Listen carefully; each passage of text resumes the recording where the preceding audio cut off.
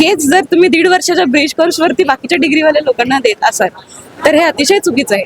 हे रुग्णसेवेसाठी चुकीचं यासाठी आहे कारण बाकीच्या ज्या आपल्या तज्ज्ञ ब्रांच आहेत जसे की ऑर्थोपेडिक आहे, त्वचारोग तज्ज्ञ आहे, बालशास्त्र आहे, या बाबतीत त्या लोकांना माहिती नाहीये.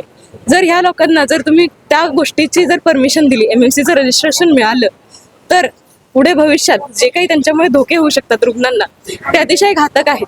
कारण इमर्जन्सी मॅनेजमेंटचा काहीही माहिती या ब्रिज कोर्समध्ये अवेलेबल नाहीये.